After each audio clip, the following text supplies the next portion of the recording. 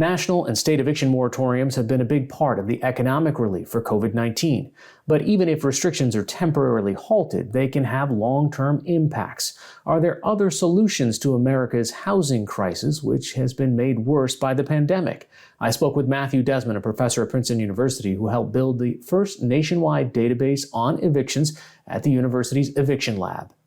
So in a normal month in America, 800,000 people, about the population of Seattle, are threatened with eviction, have an eviction filed against them.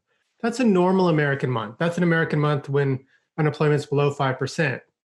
Now, when we have unemployment at levels we haven't seen since the Great Depression, there are millions, by some accounts, tens of millions of families who could face eviction over the year. And because of the pandemic, there has been some stimulus money, $600 a week, a supplemental income to unemployment insurance that has also expired.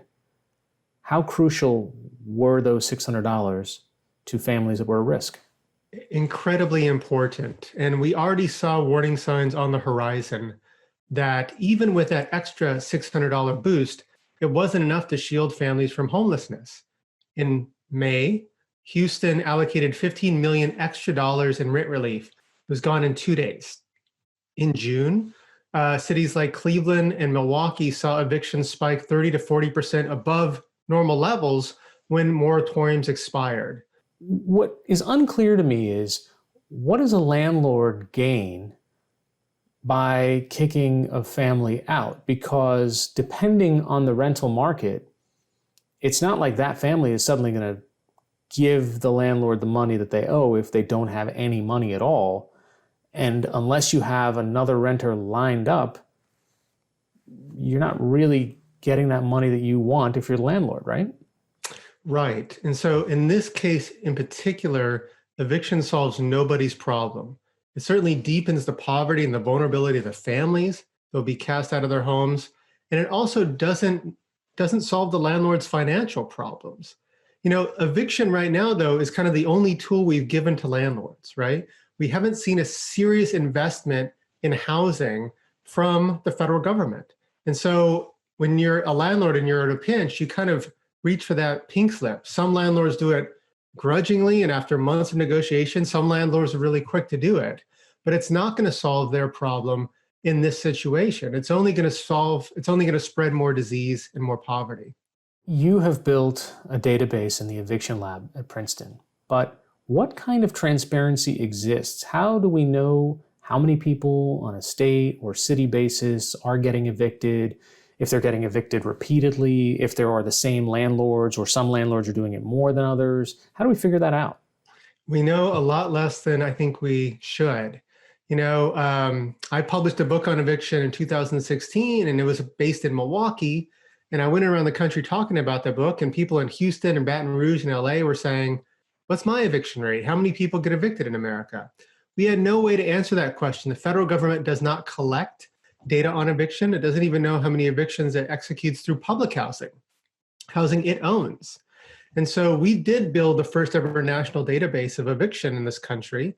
We found that, you know, about every minute, 7 evictions are filed all around the United States. And this is affecting communities big and small, communities with high housing costs and pretty low housing costs. It's a nationwide problem.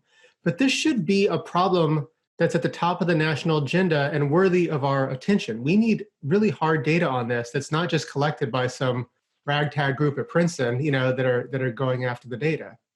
So what agencies should be responsible for this? What can the federal government do to try to lead states in the right direction?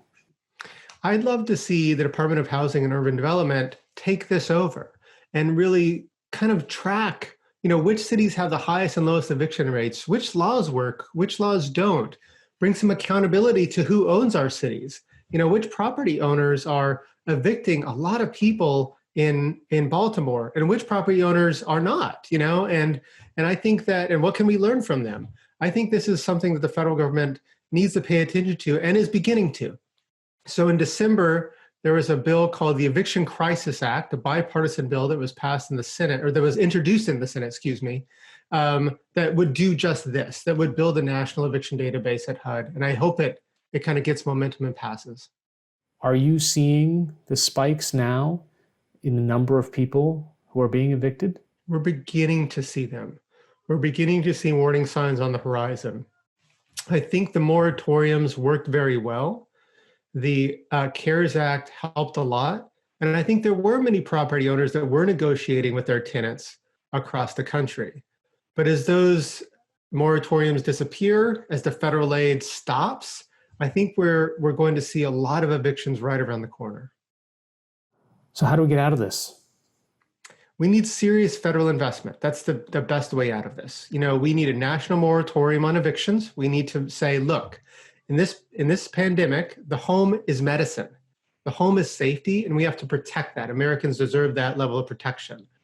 Property owners need to pay their bills too. And so we don't just need moratoriums, we also need rent relief. We need a serious investment from the federal government with the recognition that everyone needs a stable, affordable place to live in normal times, and especially during this pandemic, that's true. So I think that the stimulus debate that we're having now is incredibly important. It's literally a life or death issue for American renting families. Matthew Desmond of the Eviction Lab from Princeton, thanks so much for joining us. Thank you for having me.